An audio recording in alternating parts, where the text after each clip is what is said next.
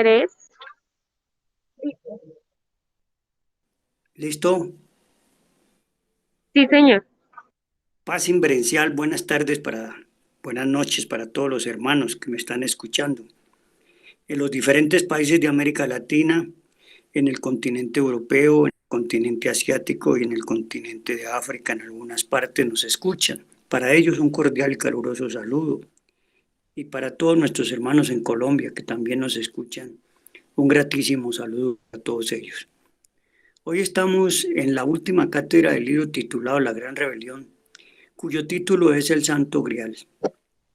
Esta cátedra tiene una mezcla de lo que el maestro nos explica en la reverencia sagrada del Espíritu Universal de Vida, pero que tiene una expresión muy clara en la integración de los tres factores de la revolución de la conciencia. Estamos hablando del Santo Grial. El maestro nos dice que el Santo Grial resplandece en la noche profunda de todas las edades, es decir, el Santo Grial no es un fenómeno que ocurriera después de la muerte del Cristo. El Santo Grial viene desde lo más profundo de las dimensiones superiores y así se manifiesta en las regiones inferiores como en esta tercera dimensión.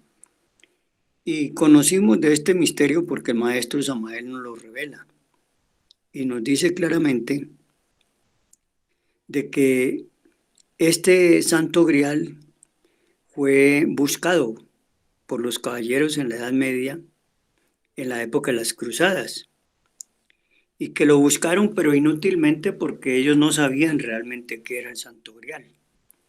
Además nos dice que cuando el profeta Abraham volvió de la guerra contra los reyes de Sodoma y Gomorra, que se encontró nada más ni nada menos con el genio de la tierra, Melquisedec, y dice que ese gran ser vivía en una fortaleza ubicada en aquel lugar donde más tarde se edificó a Jerusalén, la ciudad querida de los profetas.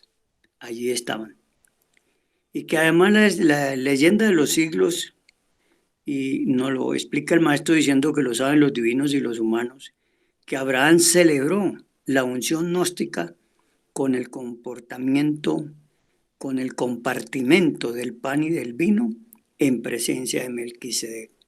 Claro, el genio de la tierra es el padre de la unción. Él unge a las potestades que sirven a la divinidad y obviamente también es parte de la santa unción eucarística. No está de más afirmar que Abraham entregó a Melquisedec los diezmos y primicias, tal como está escrito en la ley, en el libro de la ley. Abraham recibió de Melquisedec el Santo Grial. Óigase bien desde dónde viene esta época. Mucho antes de Jesús el Cristo, Abraham, vean ustedes, recibe el Santo Grial de manos de Melquisedec. Y que mucho más tarde esta copa fue a dar al templo de Jerusalén. O sea, fue llevada allí. Por eso de pronto, remotamente, los caballeros templarios de esa época o los caballeros de las cruzadas buscaban el grial allá en Jerusalén. No hay duda de que la reina de Saba sirvió de mediadora para este hecho. Aquí interviene pues una simbología de la gran mujer, la sagrada Isis, que estaba representada en la reina de Saba. Ella se presentó ante Salomón rey con el Santo Grial y después de someterle a rigurosas pruebas, le hizo entrega de tan preciada joya. Aquí hay mucho misterio ya en esta revelación. La mayoría de nosotros tenemos que saber que el Santo Grial es, además de haber sido obviamente un hecho concreto en el mundo tridimensional o físico, también es una simbología sagrada que emana desde lo más alto y sagrado de los mundos superiores de conciencia. El gran Kabir Jesús bebió esa copa en la ceremonia sagrada de la última cena, como está escrito en los 4 evangelios. Aquí se dice claramente que esa última cena fue un pacto que hizo Jesús con sus apóstoles. Claro, Jesús sabía que se iba de este mundo y entonces quiso sellar ese pacto con los apóstoles mediante la Santa Cena, la última cena. Vean ustedes, obviamente esa cena fue también un acto muy simbólico, donde Jesús convoca a sus apóstoles para que ellos supieran el proceso que les tocaba vivir al pie de Jesús en su camino hacia el camino del Gólgota. Dice además esto aquí, que Jesús y José de Arimatea llenó el cáliz de la sangre emanada de las heridas del adorable en el monte de las calaveras. Claro, los romanos se dieron cuenta que José de Arimatea había llenado el cáliz con la sangre del Cristo.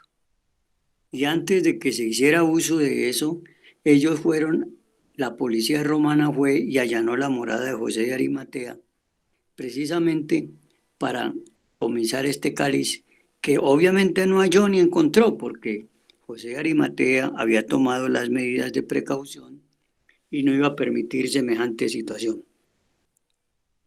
El senador romano no solo escondió la tan preciosa joya, sino que además junto con ella guardó bajo tierra la lanza de Longibus, con la cual el centurión romano hiriera el costado del Señor. También este es otro pasaje muy interesante de la historia sagrada, donde se comentan 2 cosas que fueron hechos palpables. Primero, la existencia del cáliz del Grial, y segundo, la lanza que hiriera el costado del gran mártir del Calvario, el centurión romano cuyo nombre correspondía a Longibus. José de Arimatea fue encerrado en una prisión por no haber querido entregar el Santo Grial.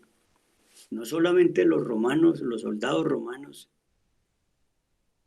fueron a la casa y allanaron la casa de José de Arimatea, sino que además se llevaron a José detenido y lo metieron en la cárcel.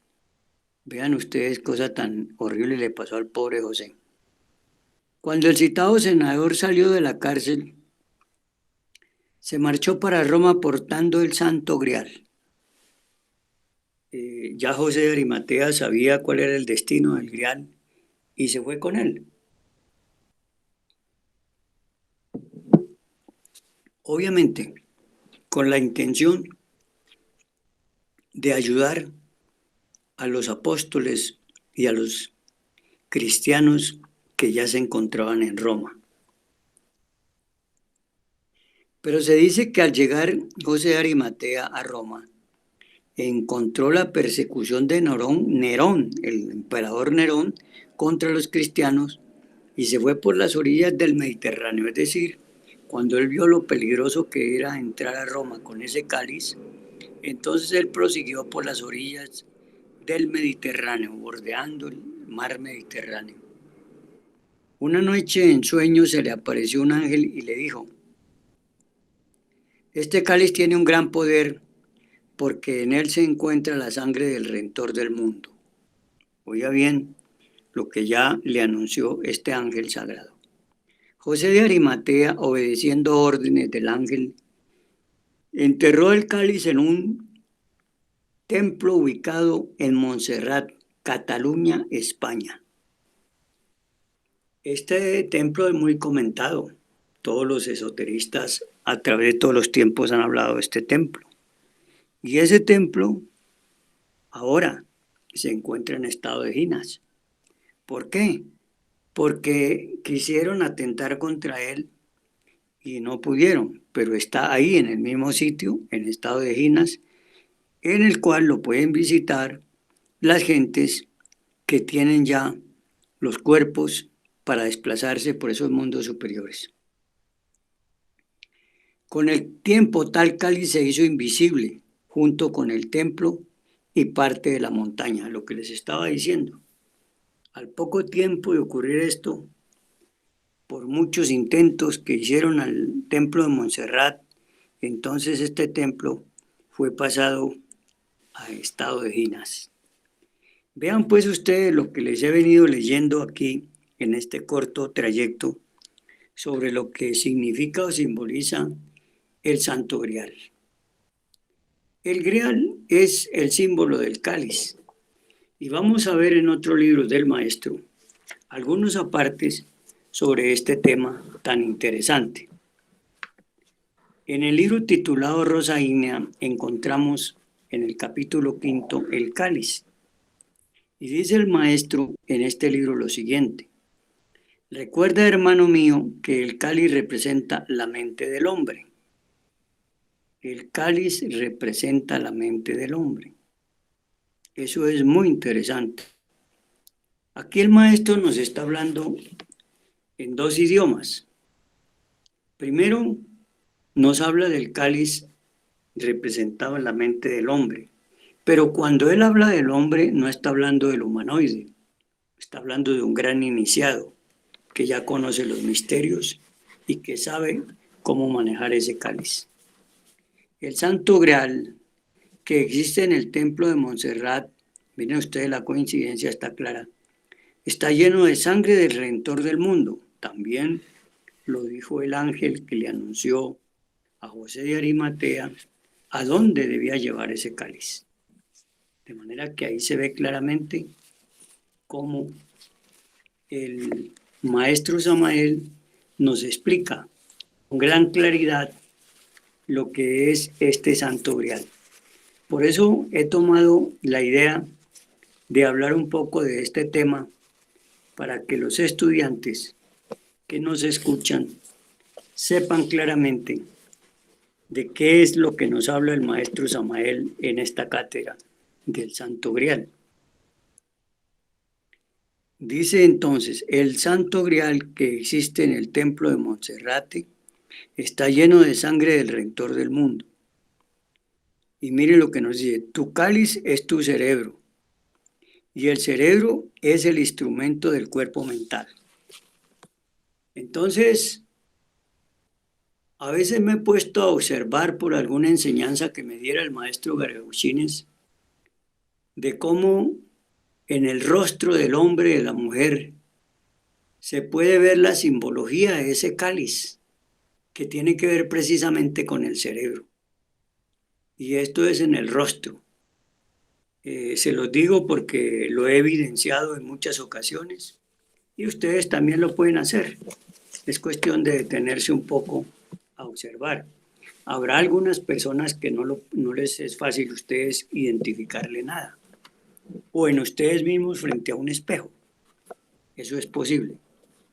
Dice el maestro lo siguiente en esta obra: llena tu cáliz, hermano mío, con la sangre del mártir del Calvario, para que tu mente se cristifique entre el crepitar ardiente de las llamas universales.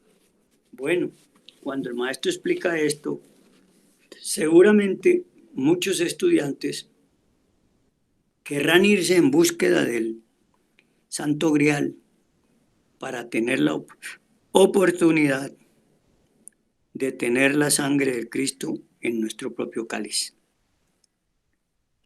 Pero esto, como les decía, es una simbología y debemos entender la antropología espiritual. Esta antropología espiritual que poco tocan muchos hermanos expertos en antropología gnóstica, pero que es necesario comprenderla y entenderla. En esta antropología espiritual donde habla el maestro, en la forma tan clara y tan precisa, cuando aquí nos comenta lo siguiente: llena tu cáliz, hermano mío, con la sangre del mártir del Calvario, para que tu mente se cristifique entre el crepitar ardiente de las llamas universales. El crepitar es el fuego, hermanos. El cáliz, sabemos nosotros cuál es la simbología en este mundo y cómo podemos buscar la cristificación. Y la cristificación no es otra cosa que beber la sangre del Cristo, tener la sangre del Cristo en nosotros. Y eso se logra mediante el proceso de la iniciación que cada estudiante debería vivir o que debemos vivir. Y que en ese camino de la iniciación tenemos que vivir la pasión y muerte del Cristo. Es por eso que aquí se explica tan claramente por parte del maestro este párrafo, que vuelvo a darle lectura para que ustedes lo tomen en cuenta. Primero dice, tu cáliz es tu cerebro y el cerebro es el instrumento del cuerpo mental. Punto. Eso ya está claro. Y dice, llena tu cáliz, o sea, ese cerebro, ¿no? Hermano mío, con la sangre del mártir del Calvario, para que tu mente se cristifique entre el crepitar ardiente de las llamas universales. ¿Cómo se logra esto, hermanos? Esto se logra con los tres factores de la revolución de la conciencia: el morir, el nacer y el sacrificio por la humanidad. Solo así podemos nosotros llenar el cáliz que es nuestro cerebro, nuestra mente, porque nuestra mente, nuestro cáliz está no solamente vacío, sino ocupado por toda una cantidad de elementos subjetivos que todos nosotros conocemos y que se denominan claramente como yoes, defectos, vicios o agregados psicológicos.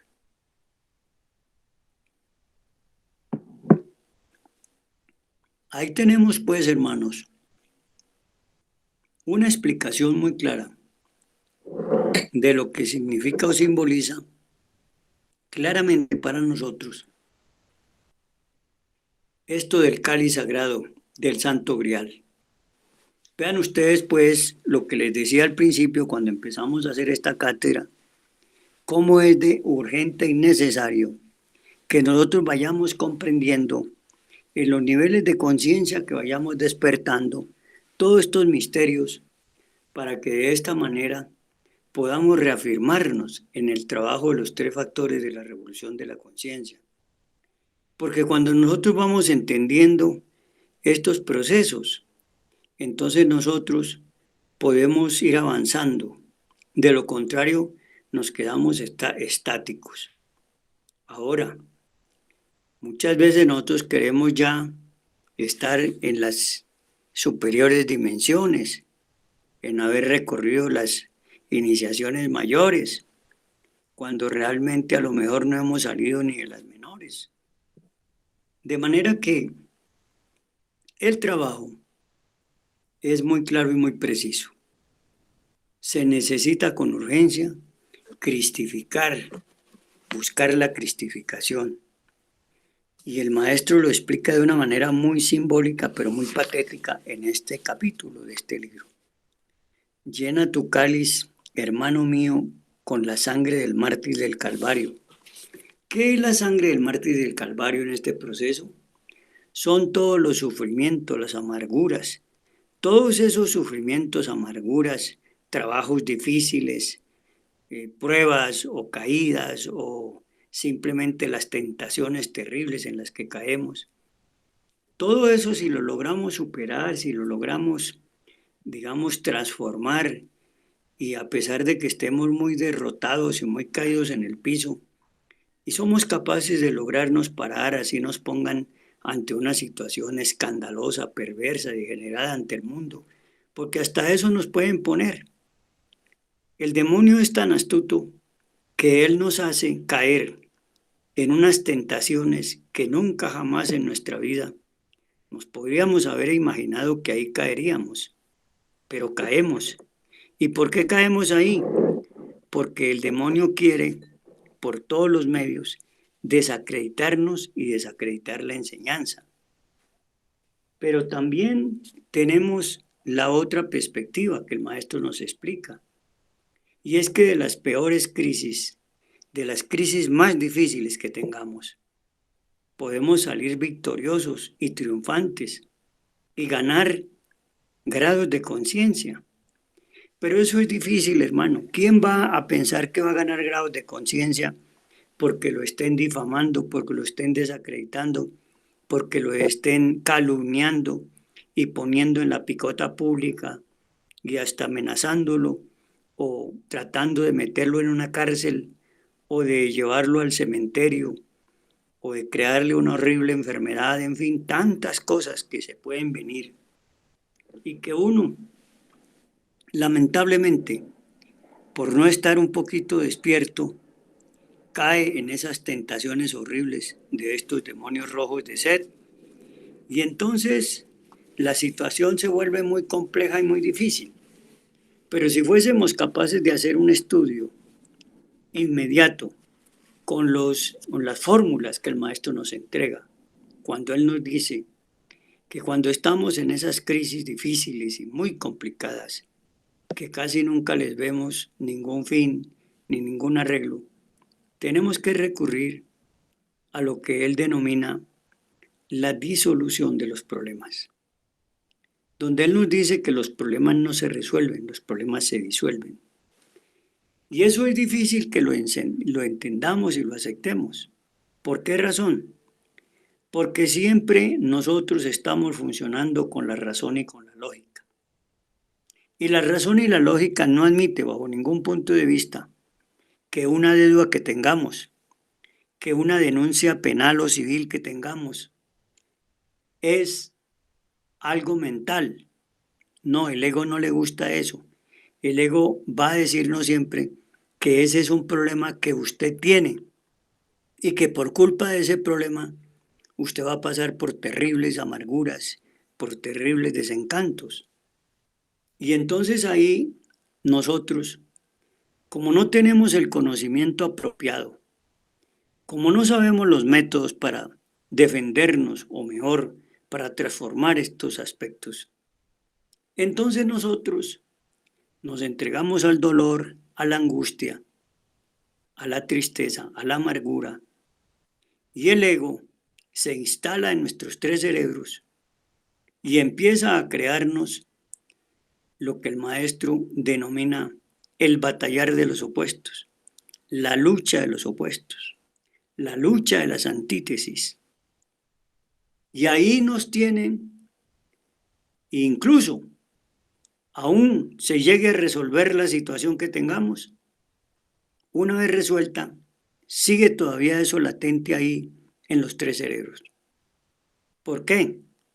Sencillamente porque no se transformó. Y como impresiones que no se transformen, se van volviendo nuevos agregados psicológicos o van reforzando otros agregados psicológicos que ya tenemos.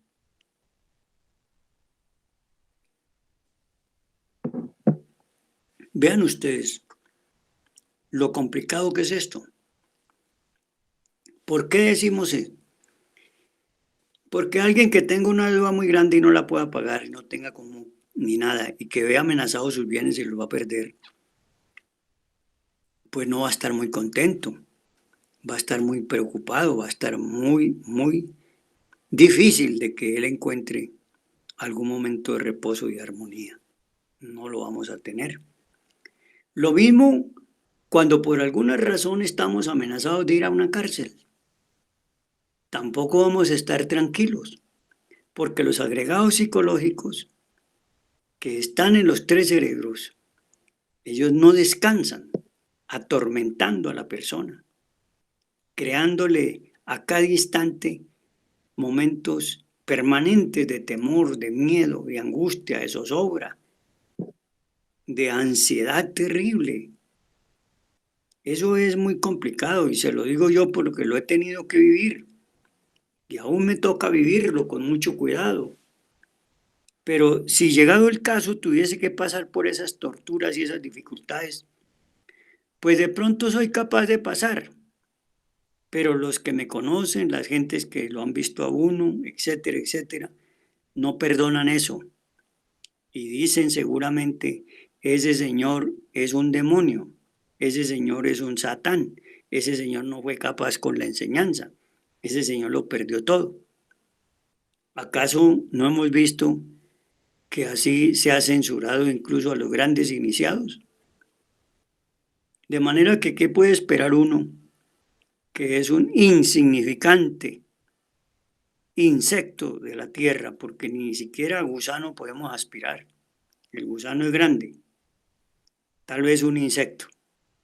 Eso es lo que somos. Entonces es muy difícil que nosotros seamos capaces de superar esas crisis porque no conocemos el método que el maestro nos enseña para disolver esos problemas. Y lo primero que él nos dice es que tengamos en cuenta que los problemas son psicológicos, pero nosotros los problemas los volvemos eminentemente físicos y no somos capaces de separar los problemas de los hechos del mundo físico. Si yo tengo una demanda civil o una denuncia penal en un juzgado o en una fiscalía, eso es físico, eso es un hecho, eso es un acontecimiento, eso es un evento. Pero el problema está en mi psiquis, está en mi cerebro pensante, en mi cerebro sintiente y en mi cerebro actuante. Y en esos tres cerebros es donde está o el triunfo o la derrota. O caigo fulminado y vuelto nada, o salgo triunfante y victorioso, aún pasando por lo que tenga que pasar. Esa es la realidad. Y yo me he dado cuenta que cuando uno habla de estas cosas, los demonios no se quedan quietos. Si yo me pongo a hablar aquí de disolver los problemas y de tratar de explicar cómo es, entonces me van a mandar un problema mucho más grande del que tenga. Y después me van a decir, ahora sí, diga cómo es que va a disolver ese problema. Entonces, por eso es que cuando hablamos, tenemos que pedir ayuda al cielo para que el cielo aminore el desafío de estos elementos subjetivos negativos que quieren acabar con nuestra existencia, no solo con nuestra existencia, sino con nuestros valores sagrados, como es nuestra esencia.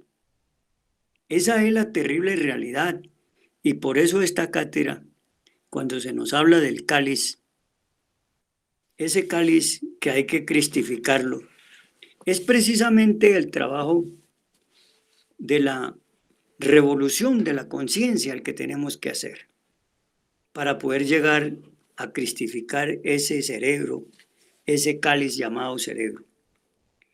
El maestro dice que la sangre del cordero es el vino de luz del alquimista.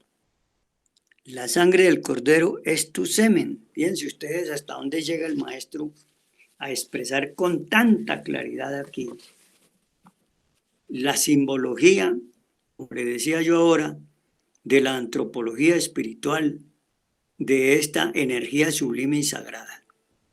Cómo el maestro la sintetiza en unas formas especiales y luego la muestra en su principio primario, que es la energía seminal. Ahí pues tenemos nosotros un gran hecho que debemos aprender a manejarlo, hermanos. Es interesante. La sangre del cordero es el vino de luz del alquimista, óigase bien. ¿Cuándo podremos nosotros los estudiantes volvernos unos verdaderos alquimistas? Porque es que la alquimia no solamente es en el trabajo sexual de la fragua encendida de Vulcano o en el arcano AZF. La alquimia es también en el cerebro emocional. La alquimia es también en el cerebro intelectual. La alquimia es también en el motor instintivo sexual. Y esto no es difícil de entender. ¿Por qué no es difícil de entender? Porque la cantidad de elementos subjetivos que cargamos dentro de nuestra psiquis tienen que ser eliminados. Y cuando se les elimina, entonces queda el recipiente original, o mejor la materia prima original, que es la partícula del ser, que estaba prisionera de ese agregado psicológico. Vean ustedes, pues, que nosotros estamos en ese proceso. El maestro en algunas partes de alguno de sus libros dice que cuando un hombre está mirando a una dama y haciendo uso de un piropo, lo que está haciendo ahí es fornicando, porque no fue capaz de hacer, obviamente, la transformación alquímica de ese pensamiento o de ese sentimiento, y así haberlo vuelto una fuerza positiva y no algo negativo que va a ayudarlo a destruir. Esa es la triste realidad. Entonces, hermanos, nosotros tenemos que aprender a manejar estas fuerzas para que no caigamos en cosas tan delicadas y tan difíciles. Miren lo que nos agrega aquí el maestro. Tu mente es el aceite de oro puro que sube por sus 2 olivas hasta el cáliz sagrado de tu cerebro. Tu semen es el aceite de oro puro que sube por sus 2 olivas hasta el cáliz sagrado de tu cerebro. Óigase bien. O sea, esa energía seminal es un aceite sagrado de oro puro que sube por sus 2 olivas hasta el cáliz sagrado de tu cerebro. Ya sabemos nosotros cuáles son las 2 olivas. Ya sabemos nosotros por dónde sube ese aceite de oro puro, que es la materia o energía sagrada seminal. Dice, para cristificar tu mente entre el fuego abrasador del universo. Ahí está otra clave más del maestro que nos lo explica. Dice, tu semen es el aceite de oro puro, que sube por sus 2 olivas hasta el cáliz sagrado de tu cerebro. Óigase bien, para cristificar tu mente entre el fuego abrasador del universo. Ya sabiendo yo que esa energía seminal la necesito dentro de mi cuerpo para que ella se desplace por mis 2 olivas, que no son otra cosa que los canales sagrados de Ida y Pingala, que son los que transportan esa energía, que la llevan precisamente al cáliz, al cerebro, para que allí ella transformada, ella vuelta ya, energía crística, despierte en nosotros todos los grados de conciencia que necesitemos para poder salir de este mundo de tinieblas en el que estamos prisioneros todos, porque todos estamos en este mundo de tinieblas completamente prisioneros. Así, estimados hermanos, que pueden darse cuenta ustedes cómo el maestro nos explica claramente, tanto en una lectura como en la otra, los misterios sagrados del Santo Grial. Explicar pues la cátedra del maestro sobre el Santo Grial, sin conocer los significados y simbolismos antropológicos espirituales enseñados por el venerable maestro Samael Aun Weor, es para nosotros una lectura insulsa, insípida e insabora.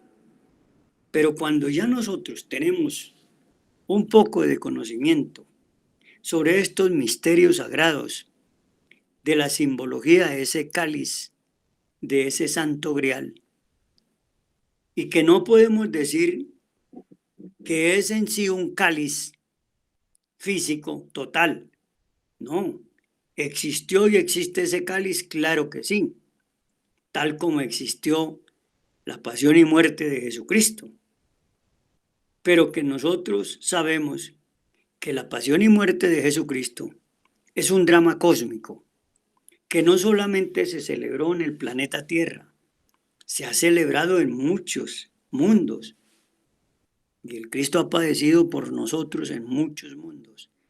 Hablo del Cristo cósmico.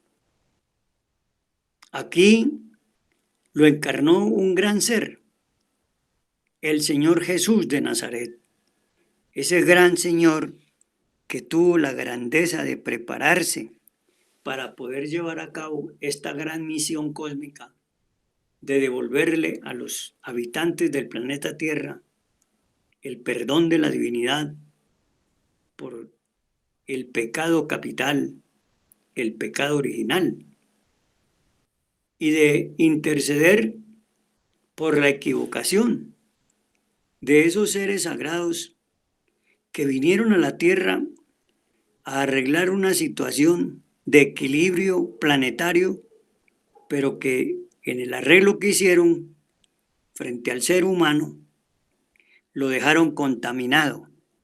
Y ahí vino gravemente el proceso por el que todos hemos tenido que estar pasando en este mundo llamado de las 108 existencias.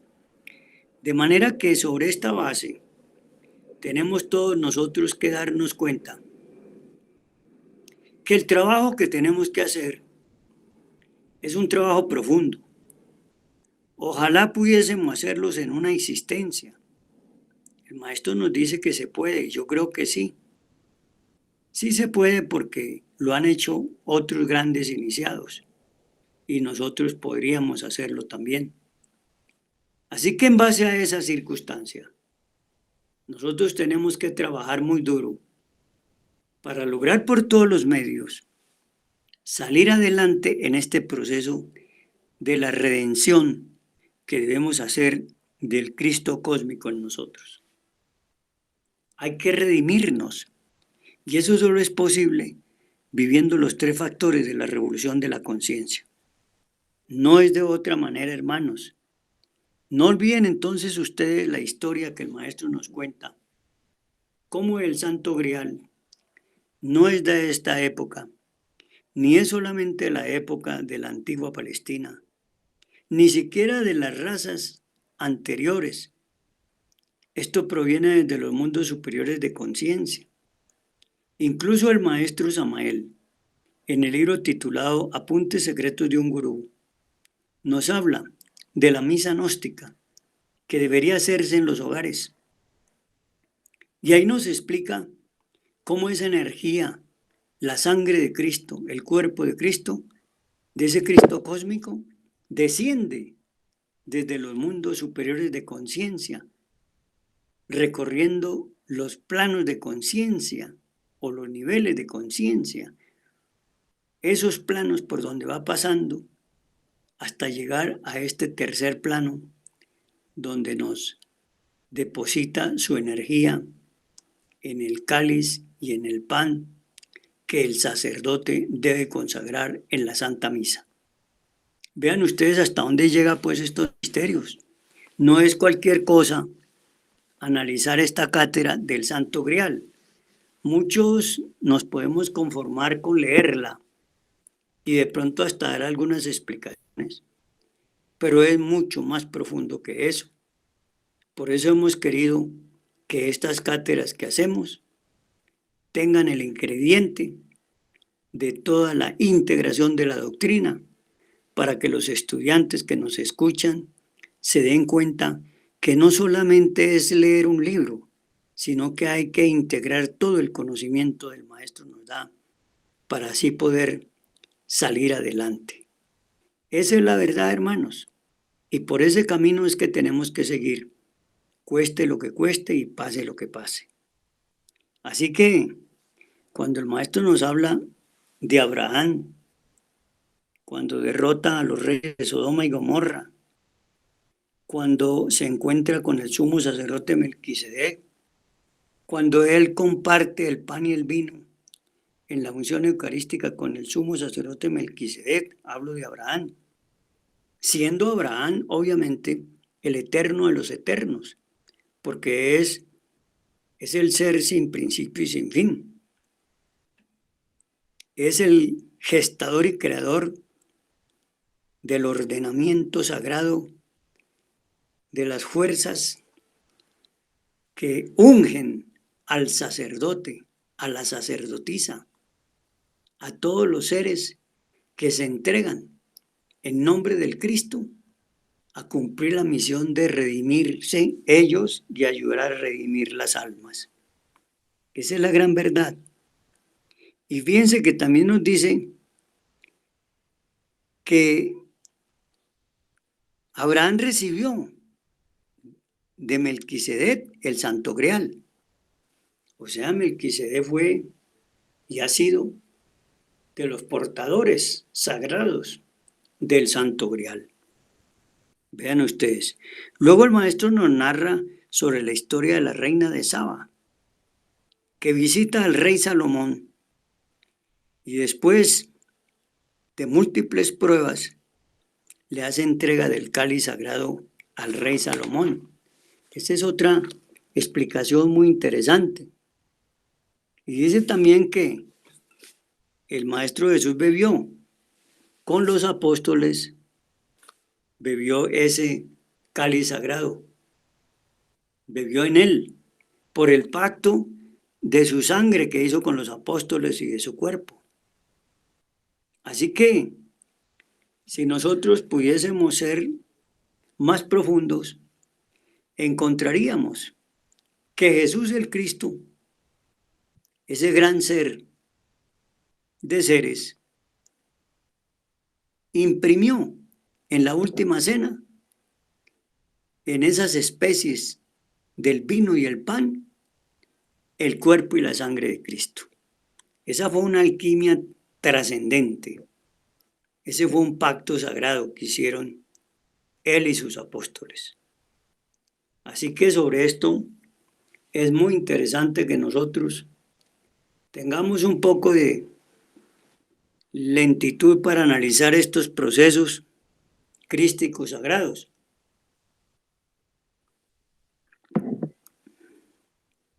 Y que tenemos que aprender a manejarlos. Si nosotros aprendemos a vivir los tres factores de la revolución de la conciencia en forma seria, en forma honesta, en forma leal, en forma continua y permanente, sin ningún retraso, sin ninguna pausa, siempre ahí. Ahora que yo estoy hablando para ustedes, debo estar atento con mis tres cerebros, porque yo estoy en una cátedra muy interesante, pero los agregados psicológicos que cargamos dentro no están quietos. Ellos están moviéndose en el cerebro pensante o en el cerebro sintiente o aún en el actuante para distraernos, para sacarnos de la cátedra. Ustedes, los que me escuchan, pueden fácilmente salirse de la cátedra porque ustedes no tienen a la persona ahí presente ante ustedes que les permita otro comportamiento. Como ustedes no tienen la persona presente, ustedes tienen es un aparato por el cual me escuchan y me oyen. Y entonces es más fácil distraerse dizque en otros oficios mientras escuchan la cátedra. Y es posible que se pueda hacer eso, pero eso sería algo, como diríamos nosotros, no suficiente, porque no hay la atención consciente. No están trabajando los tres cerebros al escuchar, porque los tres cerebros pueden estar distraídos, el uno pensando en una cosa, el otro sintiendo otra y el otro actuando de otra manera. Lo único que van a poder reconocer es que están oyendo, porque claro, está el sentido del oído y está el sentido de la vista. Y ellos pueden alimentar a los otros tres sentidos: tacto, olfato y gusto. Pero no realmente porque nosotros estemos haciendo un trabajo como se nos ordena que debemos hacerlo. Nosotros debemos estar viviendo el momento, el instante, el aquí y el ahora. Y por eso les digo que cuando yo les hablo aquí a ustedes, si yo no estoy atento, pues obviamente no voy a poder coordinar lo de esta cátedra que es tan interesante y yo diría tan delicada para explicarla a la audiencia, porque la audiencia tiene que formarse una gran comprensión o mejor un gran entendimiento de esta cátedra. Eso es lo importante.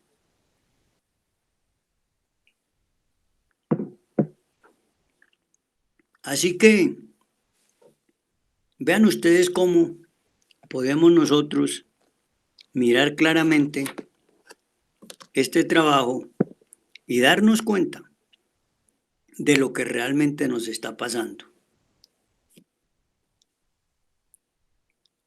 Vean ustedes cómo José de Arimatea, ese gran, diríamos, fraterno del Cristo Jesús en su época, fue capaz de rebelarse y de valerse de sus fuerzas para no dejarse amedrentar ni con la cárcel, ni con la muerte, ni con nada. Eso es de lo que nosotros no somos capaces. Y muchas veces nos pasan cosas graves, delicadas. Y entonces el ego nos dice, eso no lo vaya a tomar como que usted está trabajando por el Cristo. Eso es simplemente una falta. Eso es un error suyo. Eso no lo puede esgrimir como le sirve de nada. Eso no son pruebas. Eso son fracasos suyos. Y así nos ataca de duro. Y hasta nos convence que sí, que hemos fracasado. Y él con eso lo que nos quiere dejar es tendidos en la lona y que no seamos capaces de pararnos y enfrentarnos con valentía y decir, pues pase lo que pase y suceda lo que suceda, yo sigo en la enseñanza, yo sigo trabajando en la enseñanza. Así me manden para donde me maten, así me quieran fusilar, así me pase lo que me pase, yo sigo en la enseñanza. Recuerdo que algunas veces a mí me ha tocado, cuando estos demonios me asaltan a tratar de descontrolarme, y yo les digo, yo sigo con Samael aún peor, hasta el donde sea y pueda llegar, hasta donde Él me permita llegar, hasta donde Él me quiera acompañar. Y aún así, si estoy solo, sigo también. No sé, pero sigo. Que Él no es Él, bueno, digan lo que quieran decir. Que es un demonio, que es un diablo, digan lo que quieran decir. Pero yo sigo y les digo eso a los diablos. Les digo constantemente eso para que los diablos no se valgan. Qué caída terrible que he tenido.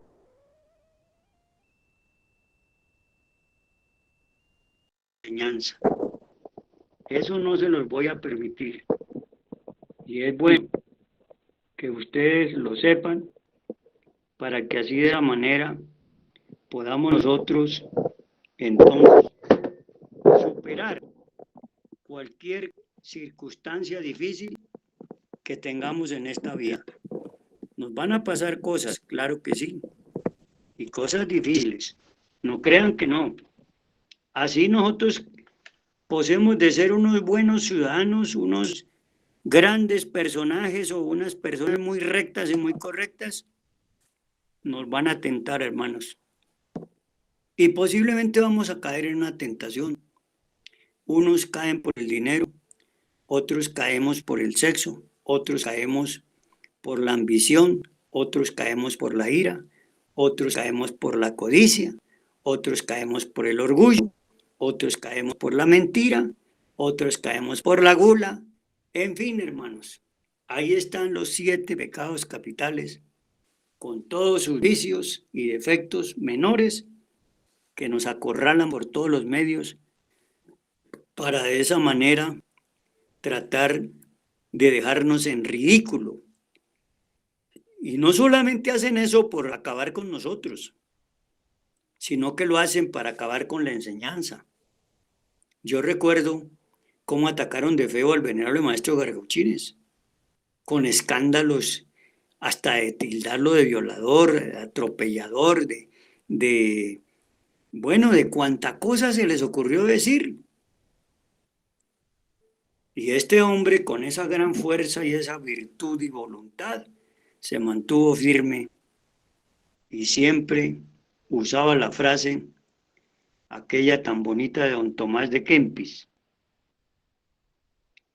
No soy más porque me alaben, ni porque me vituperen. Bueno, esa frase se la puede aprender uno de memoria y recitarla. Pero cuando le llegue la hora de la hora, ¿qué va a hacer? Cuando le empiecen a uno, que uno se cayó, o mejor, que la tentación lo venció por cualquier razón, y la gente empieza a atacarlo a usted, ¿para dónde va a coger usted? ¿Se va a mantener ahí?